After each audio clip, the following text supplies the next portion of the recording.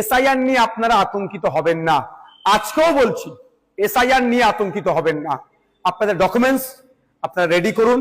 Election commission of India তার West Bengal side থেকে, West Bengal স্টেটের সিওর মাধ্যমে যে এসআইআর করাচ্ছে, কোনো বৈধ ভোটারের নাম বাদ পড়বে না। আমরা আশা করব প্রত্যেকটা নাগরিক যারা আছেন ভোটদানে, যারা 18 বছর ঊর্ধ্বে পূর্ণ স্বাধীনতা আছে সংবিধান প্রদত্ত, সেটা বহাল থাকবে। এখন প্রশ্ন হচ্ছে, যারা বলেছিল এসআইআর করতে দেব না, তাদের সরকার প্রায় 90,000 অফিসার ইসিআই কে দিচ্ছে দ্রুততার সাথে এসআইআর করার জন্য।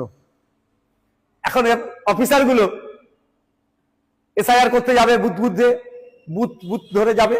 আমি অনুরোধ করব আপনাদের কাছে, এটা নিয়ে কেউ উত্তেজিত হবেন না।